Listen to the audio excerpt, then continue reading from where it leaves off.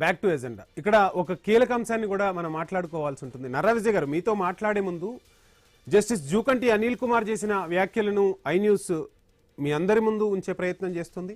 భూ వివాదానికి సంబంధించి తొలి కోర్టు ధిక్కరణ పిటిషన్ సహా ఏ పిటిషన్లోనూ ప్రతివాదిగా లేని ఒక అధికారి సర్వాధికారాలు కలిగిన వ్యక్తిగా న్యాయపాలనలో జోక్యం చేసుకోవడంతో పాటు కోర్టు ఉత్తర్వులను పాటించకపోవడం అంతు చిక్కని విషయం. ఈ వ్యాఖ్యలు చేసింది జస్టిస్ జూకంటి అనిల్ కుమార్ గారు.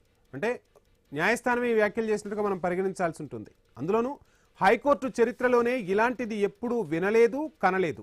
అడ్వకేట్ జనరల్ విజ్ఞప్తితో సంయమనం పాటించాం, లేదంటే కస్టడీకి ఉత్తర్వులు ఇచ్చేవాళ్లమంటూ జస్టిస్ జూకంటి అనిల్ కుమార్ చేసిన వ్యాఖ్యలు ఓ రకంగా ఇటు ప్రభుత్వాన్ని ప్రశ్నిస్తున్నాయి. అందులోనూ ఇందాక నుంచి మనం మాట్లాడుకుంటున్నట్టుగా ఒక సిన్సియర్ ఆఫీసర్, ఐపీఎస్ ఆఫీసర్ రంగనాథ్కి సంబంధించి మొత్తం అంటే హైడ్రా అంటేనే రంగనాథ్ అనేలా తన వర్క్ తను చేసుకుంటూ వెళ్ళినా ఎన్నో విమర్శలను ఎదుర్కొన్నారు. చాలా ప్రెషర్ని కూడా తను ఫేస్ చేసి ఉండొచ్చు ఖచ్చితంగా ఈ అంశాలకు సంబంధించి. సో రకరకాల అంశాలు తెరపైకి వస్తున్నాయి. సో ఎలా చూస్తున్నారు ఒక సీనియర్ జర్నలిస్ట్గా? అంటే ఐపీఎస్లు, ఐఏఎస్లు, ఇంతకుముందు గతంలో మనం ఐఏఎస్ ఆఫీసర్ల పరిస్థితి కూడా చూసాం, శ్రీలక్ష్మి లాంటి వాళ్ళు. సో ఏంటి అసలు, అంటే వాళ్ళను ప్రభుత్వంలో భాగస్వామిగా, ప్రభుత్వ పనులు వాళ్ళు ప్రజలకు చేరవేసే వారధులుగా కనిపిస్తూ ఉంటారు, కీలక నిర్ణయాలు వాళ్ళు తీసుకుంటూ ఉంటారు. అలాంటి ఆఫీసర్ల పరిస్థితి కోర్టులు ఇంత కీలక వ్యాఖ్యలు చేసే వరకు వెళ్ళటాన్ని ఎలా చూస్తున్నారు? దేశంలో ప్రస్తుతం ఉన్న పరిస్థితుల్లో సివిల్ సర్వెంట్లు, ఐఏఎస్లు, ఐపీఎస్లు సొంతంగా నిర్ణయాలు తీసుకునే శక్తి కోల్పోయారు. ప్రస్తుతం లేదు, సొంతంగా నిర్ణయాలు తీసుకునేటువంటి శక్తి లేదు. దాదాపు మెజార్టీకి ఉన్నటువంటి సివిల్ సర్వెంట్లు రాజకీయ పరిపాలనకు పావుగానే ఉపయోగపడుతున్నారు. ఇక్కడ కూడా అదే జరిగింది. రాజకీయ వ్యవస్థకి ఒక పావుగా రంగనాథ్ ఉపయోగపడ్డాడు. రంగనాథ్ గారు లేకపోతే ఏంటి, నువ్వు ఒక నిజంగా సిన్సియర్ ఆఫీసరు, సిన్సియర్గా ఉన్నట్లయితే ధనవంతులై కొట్టేయాలి ముందు. నువ్వు పైనుంచి ఆదేశాలు వస్తుంటే రాజకీయంగా వస్తున్నటువంటి ఆదేశాల ప్రకారం నడుచుకుంటూ వెళ్ళినట్టే కనిపించింది తప్ప అంత ఐపీఎస్ చదివినటువంటి, ఐపీఎస్ చేసినటువంటి ఒక విచక్షణ ఉపయోగించి ప్రభుత్వం చెప్పిన ఆ పేదల వైపు లేకుండా ధనవంతుల వైపు నిలబడ్డటువంటి ఆ పావుగానే రంగనాథ్ ఉన్నటువంటిది. మీరు ఎందుకు ఎన్నిసార్లు చెప్పినా ముఖ్యమంత్రి గారి తమ్ముళ్ళే ఎందుకు కూల్చలేదండి? అదేవిధంగా శ్రీనివాస్ రెడ్డి గారికి ఎందుకు ఛాన్స్ ఇచ్చారండి కోర్టుకు వెళ్ళి స్టే తెచ్చుకునే విధంగా? అదే పేదవాళ్ళు అయితేనో ఇమ్మీడియట్ గా బుల్డోజర్లు పంపించి కూల్చేశారు. ఇవన్నీ రాజకీయ ప్రభావితం. నువ్వు సిన్సియర్ అని ఎట్లా చెప్పుకుంటాం? ఉన్నటువంటి ఆఫీసర్ల విషయంలో ఏదైనా ఎలా చెప్పగలుగుతాం?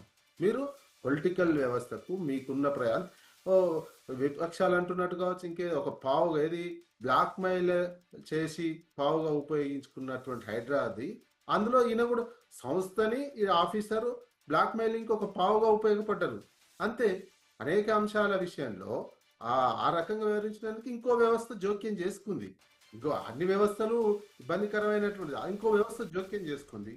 వ్యవస్థ జోక్యం చేసుకొని తప్పించాల్సినటువంటి పరిస్థితి వచ్చింది. అంటే ఇక్కడ కేవలం ఒక రంగనాథే కాదు, ప్రభుత్వాన్ని నడిపిస్తున్న రాజకీయ వ్యవస్థ, ముఖ్యమంత్రి గారికే ఇది ఉన్నట్టు. దాదాపు ముఖ్యమంత్రిని తప్పించాలని చెప్పినట్టు ఇండైరెక్ట్ గా చెప్పలేక రాజకీయ వ్యవస్థ కాబట్టి ఇంకా అంతాక పోలేనటువంటి విషయం. కానీ హోల్ అండ్ సోల్ ముఖ్యమంత్రి కదా నడుపుతున్నది హైడ్రాకు సంబంధించినటువంటి ప్రతి విషయాన్ని.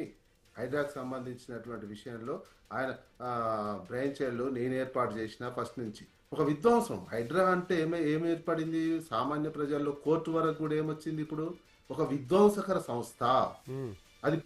అది ఒక పేద ప్రజలను కాపాడటానికి, ధనవంతులను కాపాడడానికి రాజకీయ వ్యవస్థకు ఒక బ్లాక్మెయిల్ చేసే ఒక పావుగా, ఒక టూల్గా ఉపయోగించుకుంటున్నారు అనేది వచ్చినటువంటి అభిప్రాయం ప్రజలందరికీ వచ్చింది. మెజార్టీ ప్రజలు మీరు ఓవైసీది ఎందుకు కూల్చారు, ముఖ్యమంత్రి సోదరుది ఎందుకు కూల్చారు, కొన్నిటికి పర్మిషన్ ఇవ్వలేదని చెప్తారు, అదే కొన్నిటికి నోటీసులు ఇచ్చేస్తుంటారు. మొత్తం కన్స్ట్రక్షన్ పర్మిషన్లు అన్ని ఇచ్చేసిన తర్వాత నోటీసులు ఇస్తుంటారు. కొందరు డైరెక్ట్ వై కూల్చేస్తుంటారు. ఈ రకం మళ్ళీ చూపిస్తే ఒక 2 చెరువులు బాగు చేసి అడ్రా చేసిందని చూపించడం, ఇవన్నీ ఏంటంటే ఒక భ్రమింపజేయడం, ఒక నాటకం, ఒక రకంగా కనిపించేసి సమాజంలో కనిపించింది. కోర్టు కూడా అదే ఇప్పుడు నమ్మినటువంటి విషయము. అన్నిసార్లు చెప్తున్నా కేర్లెస్గా ఉండడం కోర్టుల పట్ల. హాజరు కమ్మంటే హాజరు కాలేకపోవడం, ఒకటికి రోజు చూసిరు 63 సార్లు ఎస్. వచ్చినటువంటి ఇవన్నీ ఎందుకు ఆయన చేసిండు? పైనుంచి రాజకీయ వ్యవస్థ నువ్వు పట్టించుకోకు, అట్లాంటి ఏమి చేయకు, ఆయన ఒక కాన్ఫిడెన్స్ ఇచ్చినటువంటి నేపథ్యంలోనే కదా ఇవన్నీ చేసినటువంటిది. నిజంగా ఐపీఎస్ అయితే, నిజంగా ప్రజల తరపున ఆలోచించినట్లయితే విచక్షణ ఉపయోగించి ముందు ధనవంతులై కొట్టేయాలి. ముందు సంబంధించిన చెరువులు ఉన్నటువంటి అంటే వాళ్ళు హైడ్రా కొట్టేయాలి. తీసుకురావటం మంచిదే కానీ లక్ష్యం పక్కదారి పట్టింది అంటారా? హైడ్రా ఆల్రెడీ ఉంది మన దగ్గర. ఏముంది అంటే అంత ముందు డిఆర్ఎఫ్ అని ఉండేది, ఇది డిజాస్టర్ రిలీఫ్ మేనేజ్మెంట్ తీసుకొచ్చి హైడ్రా కింద పెట్టినటువంటి విషయం ఇది. మీరు వరదలు వచ్చినప్పుడు, భూకంపాలు వచ్చినప్పుడు, ఈటి వచ్చినప్పుడు ప్రజలను కాపాడాలి. దానికి అదనంగా ఈ చెరువులను కాపాడుతా అనేటువంటి తీసుకొచ్చి, వీళ్ళు భూములను కాపాడుతా అని తీసుకొచ్చి, మొత్తం మీరు డబ్బున్న వాళ్ళకి తొత్తుగా వ్యవహరించినటువంటి విషయం. పేదలు అరిచారు, ఏడ్చారు, శాపనార్థాలు పెట్టారు పేదలు అనేక రకాలుగా. ఇప్పుడు చిన్నపిల్లల పుస్తకాలు చదువుకుంటా అంటే కూడా వాళ్ళకి ఛాన్స్ ఇవ్వలేదు, రేకుల షెడ్లు వేసుకుంటే కూడా తీసేసినటువంటి విషయం. ఏ మాత్రం ఒక అవకాశం వేయలేదు. అదే సీఎం తమ్ముళ్లకు, సీఎం అన్నలకు, పొంగులేటి శ్రీనివాస్ రెడ్డికి, వివేక్కు, మంత్రులు ఉన్నటువంటి అన్నిటికీ కోర్టులోకి పోయి స్టే తెచ్చుకునేంత వరకు అవకాశం ఇచ్చారు.